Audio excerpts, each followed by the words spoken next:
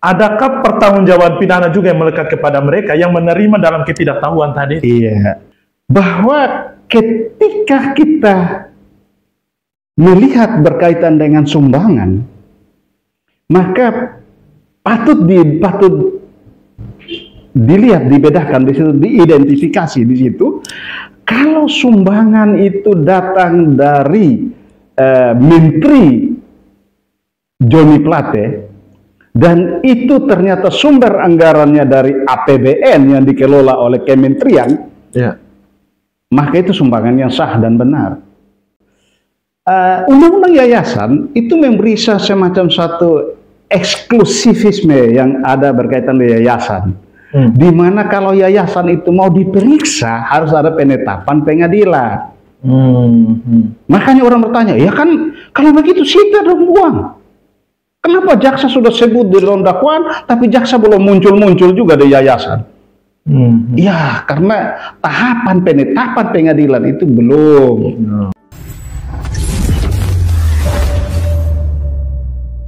Halo guys, jumpa lagi bersama dengan saya James Boreh di program yang edukatif dan inspiratif, tentunya di Pod James Open Mind. Ya, sidang kasus korupsi BTS 4G di Kominfo dengan terdakwa Johnny G. Plate terus terungkap fakta-fakta baru di dalam persidangan tersebut, di mana yang tergambarkan dalam dakwaan jaksa penuntut umum ada aliran uang ke beberapa institusi gereja maupun lembaga pendidikan yang ada di Nusa Tenggara Timur. Nah, hari ini kita akan membahas dalam perspektif hukum, kira-kira apakah ada pertanggungjawaban hukum ataupun pertanggungjawaban pidana yang bisa melekat kepada mereka yang menerima dana tersebut, ya. Dan tentunya topik yang menarik ini akan kami bahas bersama dengan pengamat hukum pidana Fakultas Hukum Undana Kupang, Bapak Dedi Manafe, SH.M.Hum. Selamat pagi, Bapak. Selamat pagi, Kak James. Selamat pagi, Mas saudara yang menonton di mana saja. Ya, ini kasus korupsi pada Kominfo ini cukup banyak perhatian nih, Pak Dedi. Di mana pada akhirnya dalam dakwaan jaksa itu tergambarkan ada sejumlah aliran uang yang mengalir ke beberapa institusi gereja maupun yayasan pendidikan di NTT.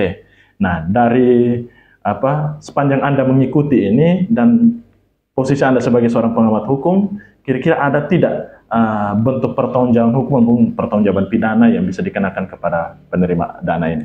Oke, baik. Jadi saya akan membatasi diri pada aspek teoritikalnya saja, aspek hukum pidananya saja. Nah, kalau kita yang belajar hukum pidana itu ada 3 materi pokok.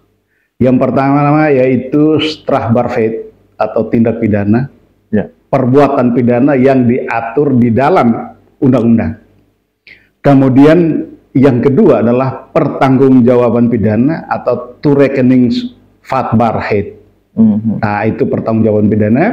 Kemudian yang ketiga yaitu straf atau pidananya. Nah, ketika kita bicara tentang pertanggungjawaban pidana, maka di situ secara sederhana kita sebut sebagai diteruskannya sifat ketercelaan secara objektif, yaitu apa yang diatur oleh undang-undang sebagai sesuatu yang bersifat tercela atau wederrechtelijkheid di sana kepada perbuatan atau feit daripada pelaku sehingga perbuatan itu bisa dikenakan pidana atau straf. Nah, itulah pertanggungjawaban pidana. Kalau kita lihat perkembangannya ya, siapa-siapa sih yang bisa disebut sebagai dader atau pelaku, sehingga bisa ditagih pertanggungjawaban pidananya, bisa reckon itu ditagih pertanggungjawaban pidananya. Nah, di situ kita akan lihat bahwa awal mula hukum pidana hanya mengenal pelaku atau dader itu hanya naturlich person, yaitu orang, manusia. Kemudian dalam perkembangan pada abad ke-14, ketika kita meninggalkan doktrin societas delinquere non potest, atau badan hukum tidak bisa dipidana, karena subjek hukum badan hukum itu sudah dikenal di dalam hukum perdata itu sudah lama. Nah, itu jauh sebelum abad ke-14, tetapi begitu abad ke-14 seiring berkembangnya revolusi industri, kemudian kegiatan ekonomi itu berkembang dengan pesat dan badan-badan hukum besar itu terbentuk, kemudian terjadi kejahatan di bidang ekonomi yang dilakukan oleh badan hukum, maka doktrin societas delinquere non potest itu ditinggalkan. Maka badan hukum bisa dipidana. Maka muncullah subjek hukum kedua dalam hukum pidana yang kita sebut sebagai reh person atau badan hukum. Nah, ketika kita bawa ke Indonesia, Indonesia termasuk yang terlambat mengakomodir badan hukum sebagai pelaku tindak pidana. Undang-undang yang menjadi umbrella provision atau payung hukum pertama yang cukup terkenal ya, untuk memidana badan hukum, yaitu Undang-Undang Lingkungan Hidup. Kemudian dalam perjalanan Undang-Undang Tipikor juga merinci lagi bahwa ketika menyebut pelaku itu yang pertama natural person, itu orang perorangan, manusia alamiah. Kemudian disebut di situ adalah korporasi. Korporasi. Nah, korporasi itu dibedakan atas dua, yaitu pertama yang berbadan hukum seperti PT, CV, firma, yayasan, itu yang berbadan hukum. Nah, kemudian yang tidak berbadan hukum. Jadi korporasi menurut Undang-Undang Tipikor itu baik yang berbadan hukum maupun yang tidak berbadan hukum. Nah, ketika kita bicara tentang, kita persingkat, ketika kita bicara tentang kasus Johnny Plate, aliran dananya dari hasil korupsi proyek BTS 4G ini, kita bisa lihat bahwa ada asas equality before the law. Apa itu? Asas kesamaan di hadapan hukum. Dalam artian siapapun dia, kalau terkategori sebagai subjek hukum, maka dia bisa ditagih pertanggungjawaban pidananya. Siapapun dia, tidak terkecuali. Bahkan di beberapa negara, ketika bicara tentang korupsi, mantan presiden saja dihukum mati. Jadi tidak ada soal siapapun dia, kalau memenuhi syarat-syarat dalam pertanggungjawaban pidana, maka dia bisa ditagih pertanggungjawaban pidananya, dan kalau terbukti secara sah dan meyakinkan di pengadilan, maka bisa dikenakan ancaman pidana sebagaimana diatur dalam Undang-Undang Tipikor. Tergantung dia melanggar atau dia melakukan jenis tindak pidana tipikor apa yang dia lakukan. Nah, kalau terkait dengan tadi, saya mundur sedikit ke belakang, menyangkut jenis-jenis korporasi itu ya. Nah, kalau kita lihat kemarin sejumlah aliran uang yang mengalir ke beberapa institusi gereja maupun yayasan pendidikan. Nah, kira-kira yayasan pendidikan ini otomatis pasti masuk sebagai badan hukumnya. Badan hukum yayasan. Kalau khusus gereja ini dia masuk non badan hukum atau? Oke, jadi kita Indonesia ini unik. Yang pertama kita harus lihat agama dulu. Agama itu bukan badan hukum. Sesuatu yang diciptakan Tuhan. Ya, itu menurut keyakinan kita ya. Mungkin yang lain punya keyakinan berbeda. Tapi sepanjang yang literatur yang kita baca seperti itu. Yang kedua, dari agama itu kemudian melahirkan organisasinya. Nah, organisasi misalnya bagian Kristen maupun Katolik, gereja. Gereja itu bukan badan hukum. Itu simbol keagamaan. Makanya ketika kalau gereja dinista, maka penistaan agama, bukan penistaan gereja. Pasal yang dikenakan adalah penistaan agama.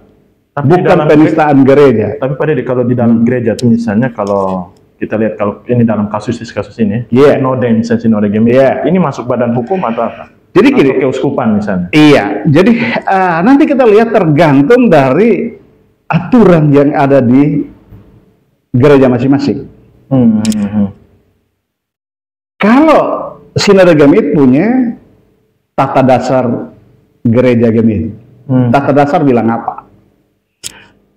Mungkin di dalam gereja Katolik juga punya aturan. Saya tidak tahu kan, buat saya belum pernah baca lebih dalam. Tetapi mungkin di sana punya tata aturan yang meletakkan bahwa keuskupan itu ada di mana, dia sebagai apa, kan begitu. Nah, sehingga kita harus memilah baik-baik dulu. Mana yang menjadi simbol-simbol keagamaan, mana yang menjadi organisasi bentukan dalam kerangka melaksanakan kegiatan-kegiatan yang bersifat tindakan hukum. Contoh, misalnya yayasan pendidikan. Yayasan pendidikan itu dibentuk oleh gereja dalam kerangka untuk melakukan kegiatan-kegiatan yang bersifat tindakan hukum. Makanya dia berbentuk yayasan, badan hukumnya berbentuk yayasan, dan operasinya adalah tindakan hukum menurut undang-undang. Nah, ketika badan hukum ini terindikasi melakukan tindak pidana korupsi, maka dia bisa dimintai pertanggungjawaban pidana. Kita mengenal asas atau adagium, bahkan itu sudah adagium, Handstraf Sondershuld, tiada pidana tanpa kesalahan. Yang kemudian ketika kita bawa ke dalam pertanggungjawaban pidana, kita mengenal asasnya, yaitu liability based on fault, pertanggungjawaban pidana berdasarkan kesalahan. Nah, dari ketika kita lihat pertanggungjawaban pidana, maka ada 3 syarat di situ secara teoritikal. Yang pertama, kemampuan bertanggung jawab dari pelaku. Pelaku harus dalam kondisi Bevoegdheid, bukan minderjari. Apa itu? Itu orang yang mampu, orang yang dewasa secara hukum, bukan orang-orang yang di bawah pengampuan. Orang-orang yang belum bisa bertindak secara mandiri, seperti anak-anak, orang yang cacat kejiwaan, atau orang yang sudah jompo, yang sudah pikun. Nah, itu mereka minderjari. Ya, sedangkan orang-orang yang Bevoegdheid, yang to reckoning, yang mampu untuk ditagih pertanggungjawaban, maka dia bisa dimintai pertanggungjawaban pidananya. Nah, saya kira dari pemberitaan yang ada, para penerima anggaran ini orang-orang yang Bevoegd. Kemudian mari kita lihat berkaitan dengan orang ini, pertanggungjawaban pidana daripada badan hukum itu kita mengenal adanya 2 sistem di situ. Yang pertama adalah vicarious liability. Di mana pertanggungjawaban pidana itu ada 3 alternatif. Yang pertama, badan hukum melakukan tindak pidana dan badan hukum bertanggung jawab sendiri. Yang kedua, badan hukum melakukan tindak pidana, pengurus yang bertanggung jawab. Yang ketiga, pengurus melakukan tindak pidana untuk dan atas nama badan hukum, dan pengurus bertanggung jawab. Kemudian kita juga mengenal sistem pertanggungjawaban pidana yang disebut dengan strict liability, pertanggungjawaban pidana terbatas. Keterbatasannya ada di mana?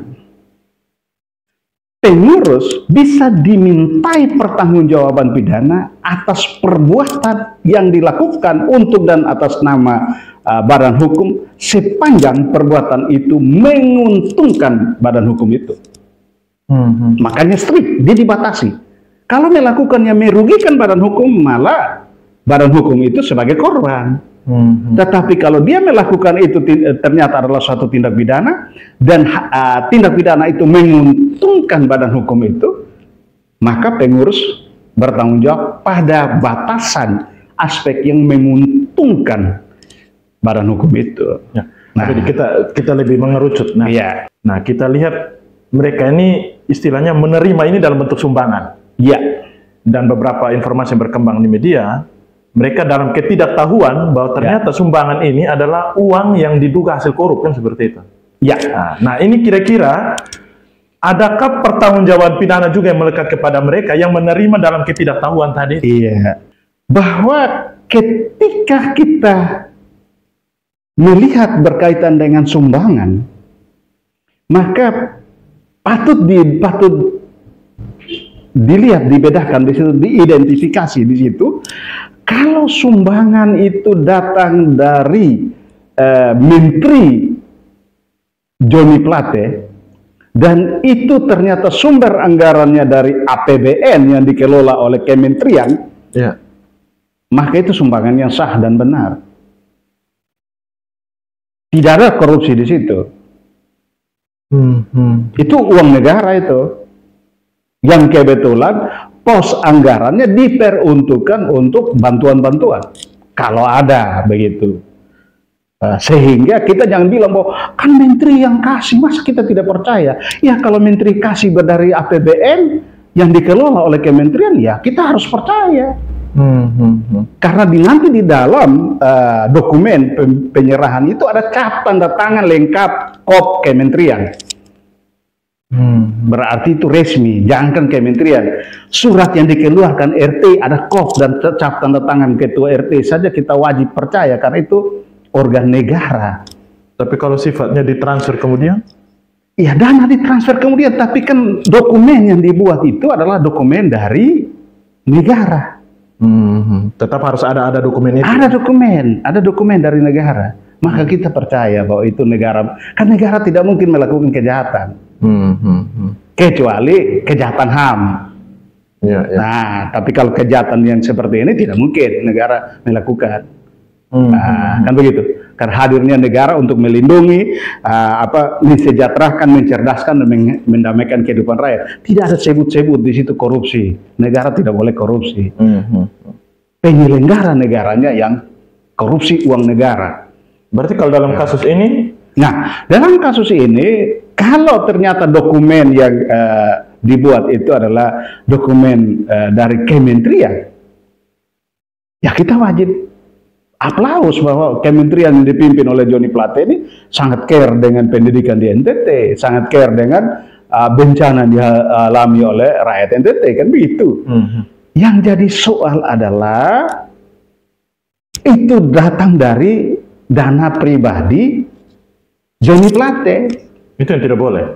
Bukan tidak boleh. Kalau dana itu ternyata dana dari korup. Bukan tidak boleh. Boleh saja dari dana pribadi. Tetapi kalau seperti itu, maka penerima harus hati-hati. Ini bukan dana sedikit.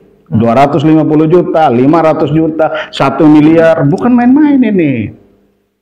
Maka dana itu wajib ditelusuri sumbernya dari mana.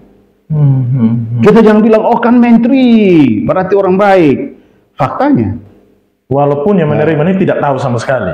Nah, kalau bicara tentang yang menerima tidak tahu, maka itu sudah dari abad ke-16 kita mengenal fiksi hukum. Yaitu ketika suatu undang-undang itu diundangkan, semua orang dianggap tahu. Jadi kita tidak bisa berkelit bahwa saya kan tidak tahu kenapa saya mau dihukum. Ya salah sendiri kenapa tidak cari tahu. Ya kan? Kan begitu. Dan itu sudah prinsip hukum yang ada, bahwa banyak ahli hukum mengkritik itu, silahkan kritik, tapi kita masih mengaku itu. Begitu diundangkan, Anda harus tahu. Kalau misalnya pada akhirnya uang itu siap untuk dikembalikan, tetap masih ada pertanggungjawaban pidana juga. Nah, Undang-Undang Tipikor kita secara eksplisit sudah mengatur mengembalikan kerugian keuangan negara atau perekonomian negara tidak menghapus, sekali lagi, tidak menghapus sifat pidana daripada Tipikor ini.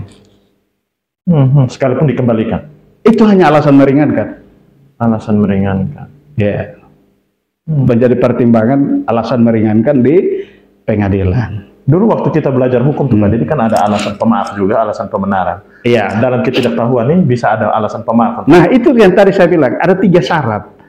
Yang pertama adalah kemampuan pertanggungjawaban, yang kedua bertanggung jawab, yang kedua adanya kesalahan, yang ketiga tidak adanya alasan peniadaan pidana. Straf with things grounded. Nah, alasan pemaaf ini silahkan, tapi saya tidak akan uraikan lebih kalau saya bukan PH. Tetapi jelas itu kita fokus kepada ada tidaknya kesalahan dalam proses ini. Karena gitu. Kalau berkaitan dengan ada tidaknya alasan pemaaf, biarlah nanti PH yang berusaha untuk cari itu. Tapi kira-kira ada Bapak? Ya bisa ada, bisa ada. Tergantung strategi pembelaan. Bisa ada. Kan alasan peniadaan pidana yang ditulis secara eksplisit di dalam undang-undang ada, yang ada di dalam teori pun ada. Silahkan baca lah.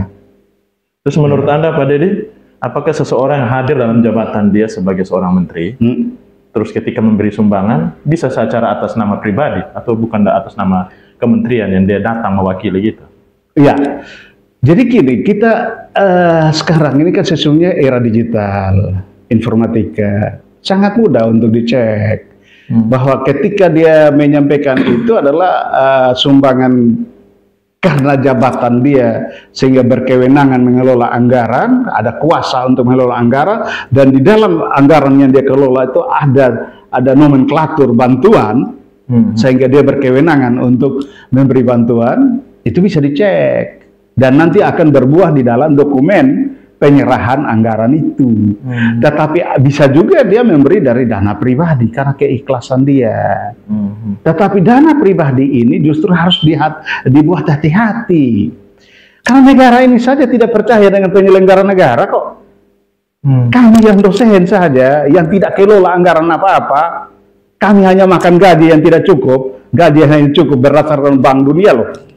Bank Dunia 2010 bilang bahwa dosen kita hanya gajinya cukup 2 minggu. 2 minggu kami hanya hidup dengan iman. Itu pun kami diwajibkan oleh KPK melaporkan harta kekayaan. Seolah-olah kami ada kelola anggaran negara dari mana. Tapi kami wajib. Itu menunjukkan negara tidak percaya dengan orang-orangnya yang dia angkat. Oh, Anda ini calon koruptor semua ini. Calon pencuri uang rakyat. Ya, kan seperti yang Anda pernah sampaikan juga di beberapa media, tuh, semakin tinggi kekuasaan atau jabatan seseorang, maka potensi perilaku korupsi juga bisa ada, kan gitu? Ya, karena sesungguhnya kuasa itu, kalau kita dalam logika hukum pidana, kuasa itu ditentukan oleh berapa banyak uang yang Anda kelola. Semakin tinggi kedudukan, maka makin besar kewenangan, maka semakin besar pula potensi. Uang yang Anda kelola, maka makin besar potensi Anda melakukan korupsi. Kan tidak mungkin RT punya kelola uang sama besar dengan presiden. Tidak mungkin. RW lebih besar kelolanya, lurah lebih besar, camat pasti lebih besar. Wali kota lebih besar dari camat dong. Masa camat punya kelola lebih besar dari wali kota? Tidak mungkin. Berarti dalam kaitan dengan kasus ini Pak Didi, menyangkut penjelasan Anda tentang pertanggungjawaban pidana bisa melekat pada yang berbadan hukum maupun yang tidak berbadan hukum, termasuk ormas bentukan di dalam gereja itu sendiri, sekali misalnya seperti korporasi, pemuda Gemit itu korporasi, itu masuk korporasi juga masuk dalam bentuk pertanggungjawaban itu. Iya. Berarti ini tergantung pada penyelidikan lebih lanjut lagi dari kejaksaan untuk melihat seperti itu. Kemudian banyak yang mulai bicara, kalau bicara kejaksaan sudah menyentuh ke kejaksaan. Undang-undang yayasan itu memberi semacam satu eksklusivisme yang ada berkaitan dengan yayasan. Di mana kalau yayasan itu mau diperiksa harus ada penetapan pengadilan. Makanya orang bertanya, ya kan kalau begitu sita dong uang. Kenapa jaksa sudah sebut di dalam dakwaan, tapi jaksa belum muncul-muncul juga di yayasan? Ya, karena tahapan penetapan pengadilan itu belum.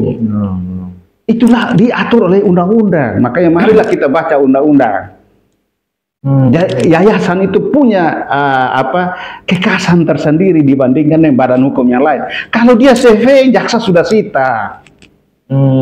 Tapi karena yayasan, kenapa yayasan punya semacam proteksi tersendiri atau eksklusivisme tersendiri dari negara? Karena dia non-profit oriented.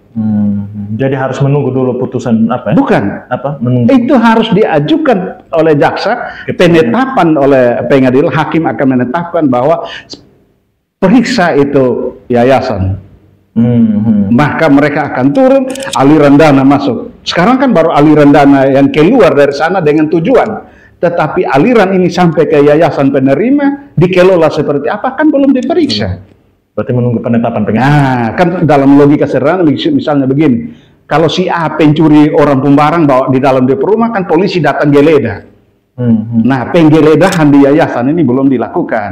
Karena undang-undang yayasan mengatur bahwa untuk pemeriksaan di yayasan harus ada penetapan pengadilan. Jadi tunggu saja. Termasuk dengan institusi gereja juga. Gereja tidak boleh. Oh, berarti itu di luar sudah. Dia bukan subjek hukum. Uang tidak perlu dikembalikan? Bukan. Gereja mana yang terima? Tidak ada gereja yang terima. Karena yang gereja itu pemiliknya Yesus Kristus. Mau hukum Yesus yang dihukum. Silakan ajukan dakwaan ke Yesus. Tidak ada. Itu keyakinan yang saya tahu. Saya bukan agama Katolik, saya Protestan. Tetapi yang saya tahu kan kita merujuk pada Alkitab yang sama. Dengan ajaran yang sama, bahwa pemilik gereja adalah Yesus Kristus. Makanya dari awal saya bilang, gereja bukan badan hukum, tapi organ-organ yang dibentuk untuk melakukan kegiatan yang merupakan atau berbentuk tindakan hukum, itulah subjek hukum. Makanya ada misalnya, ada yayasan, ada PT di dalam organisasi gereja. Ya, kayak misalnya di Gemit ada TLM, PT. Oke, baik, mungkin begitu saja Pak Dede. Saya wejangan-wejangan dalam perspektif hukum terkait dengan topik kita. Ya, kita tinggal mengikuti saja alur persidangan. Fakta-fakta apa lagi akan terungkap dalam kasus korupsi BTS ini dan penyelesaian yang juga yang melibatkan beberapa gereja maupun yayasan pendidikan. Semoga ke depan dapat terselesaikan dengan baik. Oke guys, demikianlah bincang-bincang kami dengan pengamat hukum pidana Bapak Dedi Manafe. Akhir kata saya James Bore bersama Pak Dedi pamit. Sampai jumpa. Sampai jumpa.